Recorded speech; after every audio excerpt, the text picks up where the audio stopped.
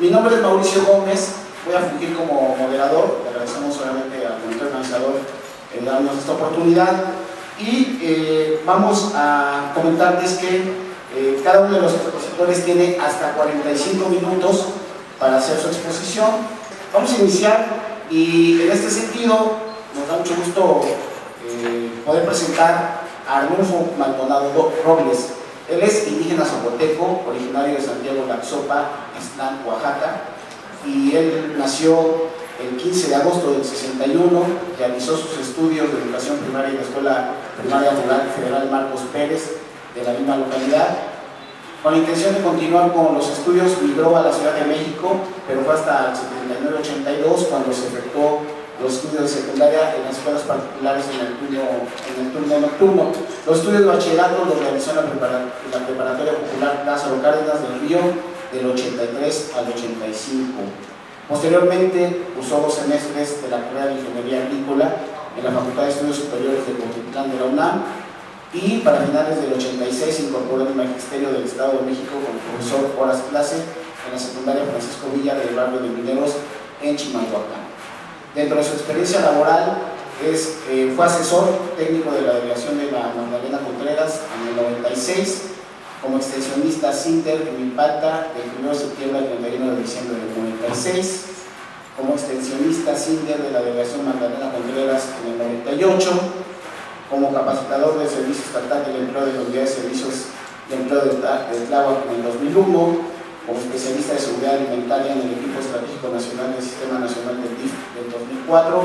Y bueno, es bastante extenso su currículum. Son las principales actividades que tiene desarrollando actualmente, bueno, ha desarrollado Arnulfo Maldonado, para quien le pedimos un aplauso y le cedemos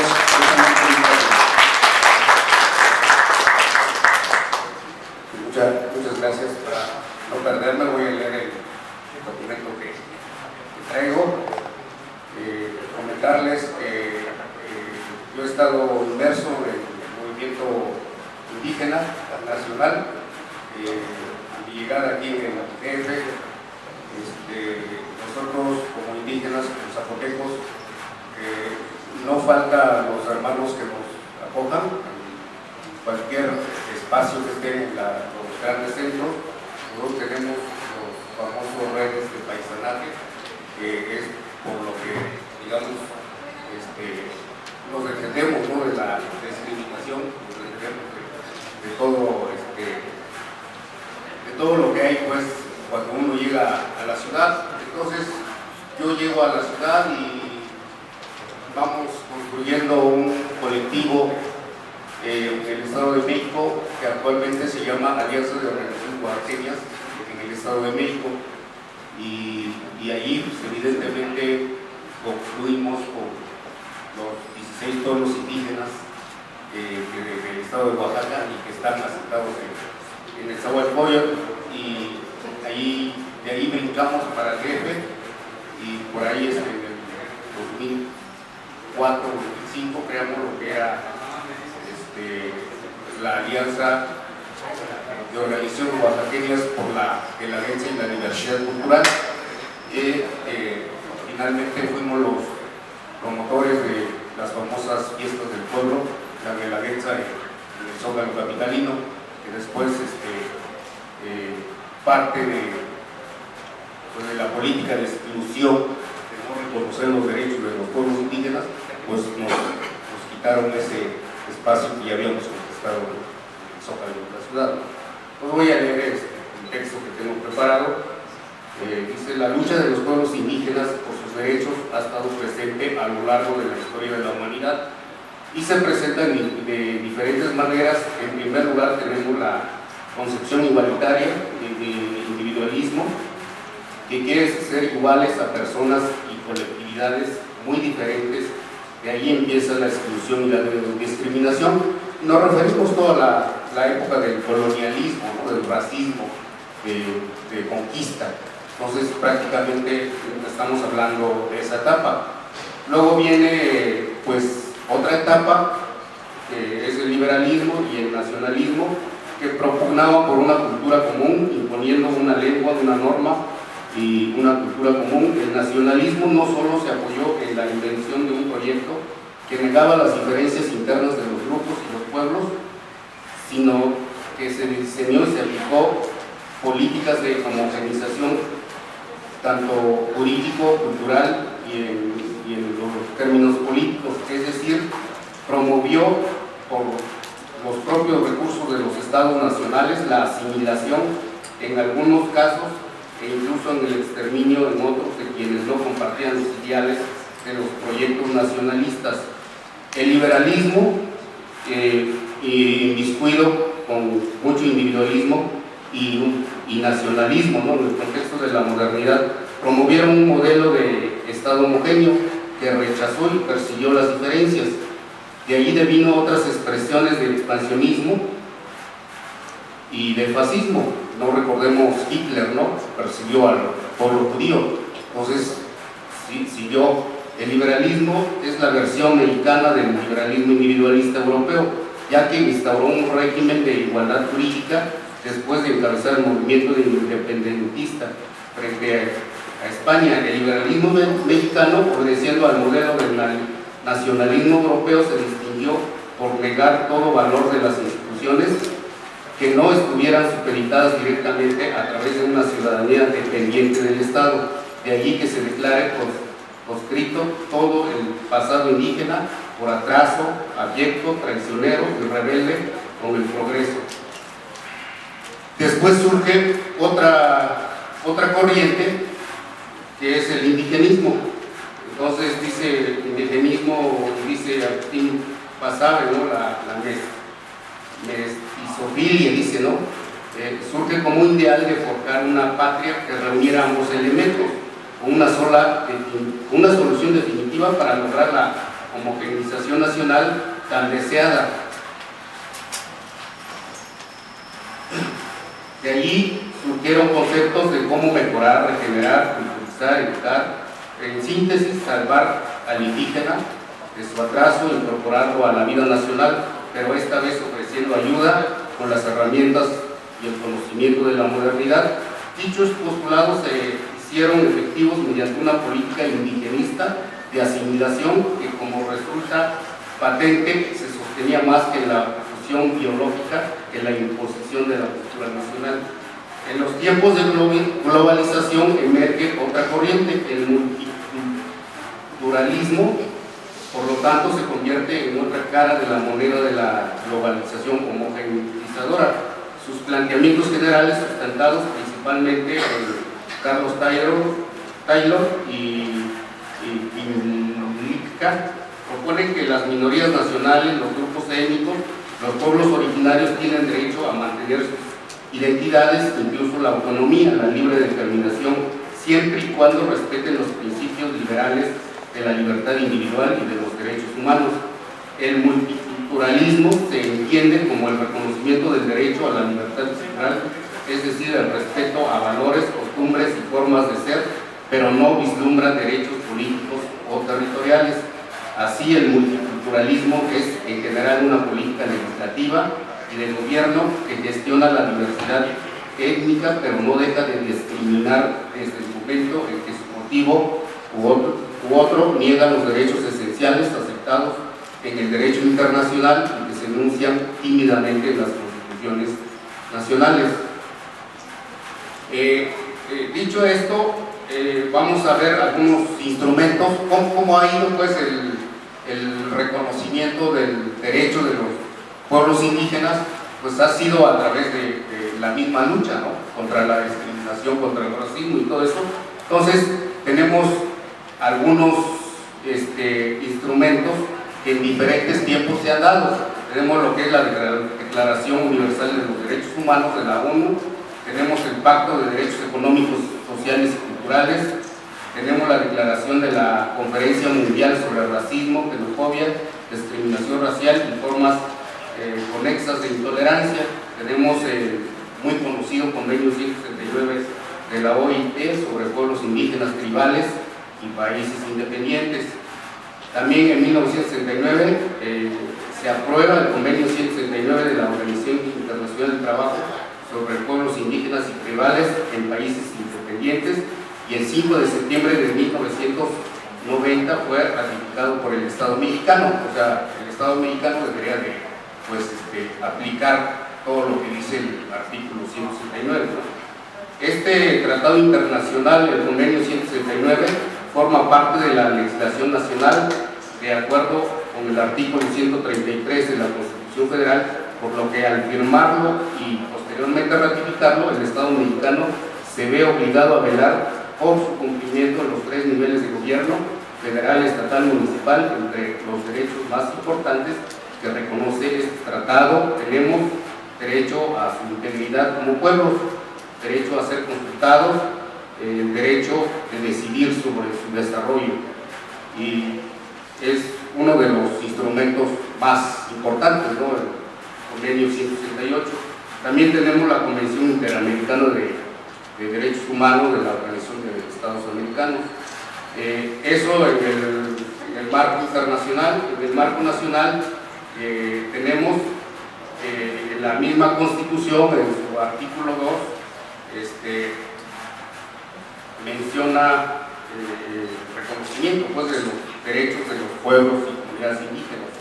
En 1992, por ejemplo, la reforma constitucional, se reconoció la existencia pluriétnica y cultural en la nación mexicana con la finalidad de dar cumplimiento al convenio 169, ¿sí? Y en el 2001, en abril, se reformó el artículo 2 constitucional, incluyendo en él el reconocimiento de la autonomía y la libre determinación de los pueblos indígenas para decidir sobre los asuntos comunitarios. ¿Qué otras normas tenemos en México que regulan los derechos de los pueblos indígenas? Tenemos la Ley General de Derechos Lingüísticos de los Pueblos Indígenas, tenemos la Ley Federal para Prevenir y Eliminar la Discriminación, tenemos la Ley de la Comisión Nacional para el Desarrollo de los Pueblos Indígenas. Sin embargo, todo esto, que ya está reconocido en la Constitución, a través del artículo 2 de la Constitución Política de los Estados Unidos Mexicanos, pues es letra muerta, porque no hay una ley federal, ¿sí? No hay una ley federal, y todo se lo remite a las entidades federativas, ¿no? A que la reglamentación de este artículo 2 constitucional. Por otro lado, tenemos que en el Distrito Federal el marco jurídico que protege los derechos de las poblaciones indígenas. Tenemos el Programa de Derechos Humanos del Distrito Federal, tenemos la Ley para Prevenir y Eliminar la Discriminación del Distrito Federal, tenemos la Ley de Interculturalidad para la atención a migrantes y movilidad humana en el Distrito Federal, pero aquí tampoco tenemos ley. Ahí hay una propuesta, ¿no?, de anteproyecto para la ley indígena.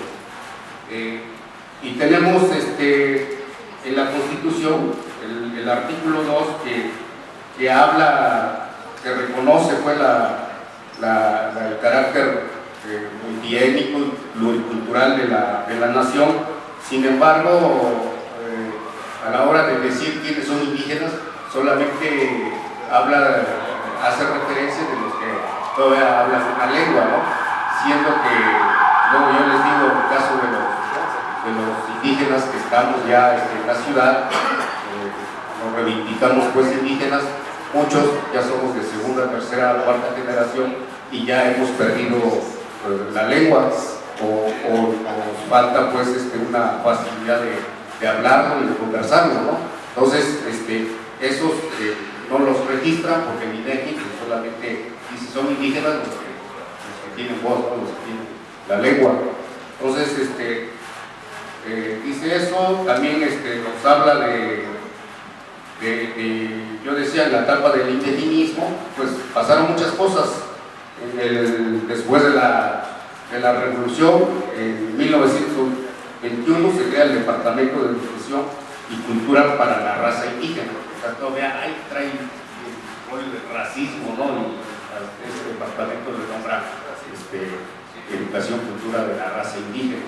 En 1923 las escuelas rurales se convierten en la Casa del Pueblo. O sea, no es que vamos a la escuela, vamos a la Casa del Pueblo, pues, a aprender y a estudiar. Y en 1935 Lázaro Cárdenas funda un departamento autónomo de asuntos indígenas, ¿sí? y en 1948, finalmente, como estaba el auge del indigenismo, se crea el Instituto Nacional Indigenista, lleva el nombre de los ideólogos, ¿no? El indigenismo. Contaba con 5 especialidades: educación, sanidad, agricultura, comunicación y asuntos indígenas. Entonces, así están las cuestiones, y luego viene la reforma, decíamos, de la Constitución, y que garantiza, pues, que reconoce los derechos de los pueblos indígenas. Ahí está el artículo 2 de la Constitución, que dice: esta Constitución reconoce y garantiza el derecho de los pueblos indígenas a la libre determinación y, en consecuencia, a la autonomía. O sea, eso ya lo dice la Constitución, ¿sí? Sin embargo, nosotros todavía estamos peleando porque se haga esa ley aquí en DF, ¿no? Y entonces vamos a ver que desde la Constitución ya está reconocido algunos derechos autonómicos, ¿no? Como es los de la forma de organización. Sin embargo, ya en la práctica, yo decía hace rato, creo que es una cuestión cotidiana de los pueblos indígenas el carácter de organización. Sin embargo, cuando nos metemos en las cuestiones de gobierno, pues ya no es tan fácil, porque el caso de nosotros, cuando llegamos aquí a la ciudad para poder recrear nuestra identidad, para poder observar nuestras costumbres, nuestra cultura y todo eso, tenemos que adaptarnos a lo que nos pedía el gobierno, ¿no? Y lo primero que hace es deshacer nuestra estructura organizacional comunitaria. Dicen: te tienes que convertir en una C para que yo te pueda dar apoyo. Y así pasa. Y de cualquier apoyo, ¿no? Ya en este caso nosotros casi fueron apoyos culturales, para la banda de música, fueron vestuario para la danza. Entonces tuvimos que convertirnos en una asociación civil, ¿sí? Y para obtener derecho a esos apoyos. Igual otros pueblos, ¿no? Aquí tienen que convertirse en una C para los grupos, derecho a la vivienda, no sé, para todo, ¿no? ¿Por qué? Porque no reconocen nuestra propia forma de organización. Pero sin embargo ya está escrito en la Constitución. Otro de lo que ya está reconocido es la Administración de Justicia, ¿sí? En que, pues, tenemos derecho a un traductor, tenemos derecho a una serie de apoyos para que nos hagan, pues ahora sí que justicia, ¿no? Sin embargo no pasa eso. Yo les quiero decir, en el 2006 empujamos fuerte una lucha que nosotros decíamos, pues, debe de crearse en el DF le llaman algo así de especializado en los indígenas, ¿no? Que terminó en eso, la lucha que creamos, porque creamos una subprocuraduría indígena en el DF, y entonces a lo único que llegamos es eso. Tratamos de insistir, ahí decíamos, bueno, eso ya es parte de la lucha, se ganó eso, ¿no?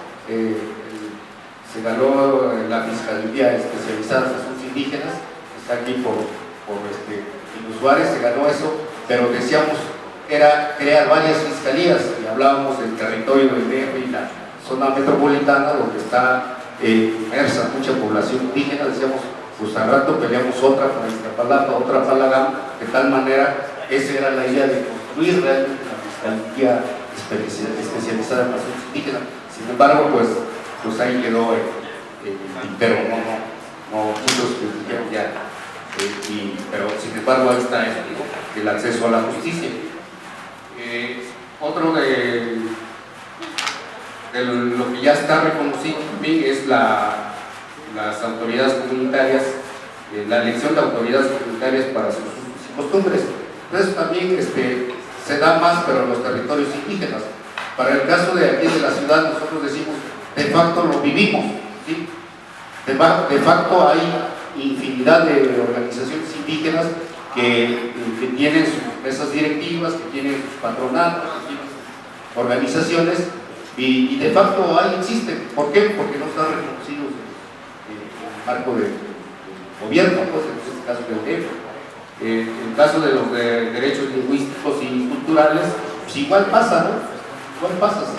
Está reconocido, pero pues es de esta manera. Por ejemplo, yo les decía, en el caso de la Guelaguetza, logramos hacer esa fiesta cada julio, en paralelo que se hacía en Oaxaca, aquí en el Zócalo capitalino, pero vieron que pues ya había capacidad de las organizaciones indígenas para hacer ese evento, ¿no? De tal manera que el último año que lo hicimos, pues ya nos dijeron, pues van a pagar el que cuide el Gran Sopor, pues van a pagar esto y todo eso, se los pagamos. Pues sí, ¿por qué? Porque lo que nosotros tratamos es de mostrar lo que tenemos, ¿no? Como pueblos indígenas del estado de Oaxaca, que hacíamos la fiesta del pueblo, luego lo conjuntábamos con unos originarios de Iztapalapa, con esto del Fuego Nuevo, ¿no? Que venían de allá y iban aquí al Zócalo, y los siguientes ya hacían la Guelaguetza, el fin de semana, ¿no? Pero sin embargo, digo, fueron pasando cosas, que lo que piensa el gobierno es otra cosa, y lo que nosotros pensamos de derechos culturales es otra cosa, ¿no? Después se permitió porque finalmente se convirtió en un instrumento de algunos y lo llevaron para Iztapalapa, ¿sí? Pero ya lo hacía con recursos y todo eso el gobierno, ¿no? Ya no era fiesta del pueblo, ya no era tequio cultural. Entonces, así está la situación. También habla de la obligación de conservar y mejorar el hábitat de sus tierras. Eso tiene que ver con tierras, territorios, ¿no? Eso ya está reconocido en la Constitución. Sin embargo, falta hacerlo realidad, pues, ya en la entidad, ¿no? Con una ley. Uso y disfrute referente a los recursos naturales. Igual, ¿qué pasa ahorita con las reformas estructurales de Peña Nieto? Pues esto queda, o sea, lo que dice la Constitución, pues de nuevo va para atrás, ¿no? Porque las reformas estructurales, ¿qué es lo que están haciendo?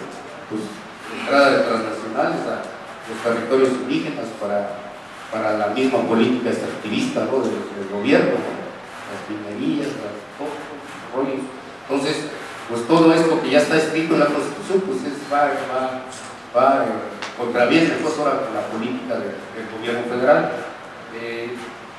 También viene en la misma reforma lo que dice derechos de nueva relación, ¿sí? Lo que tiene que ver la representación proporcional en los ayuntamientos, dice, o sea, ya desde ahí ya habla de participación política de los pueblos, sin embargo no se da.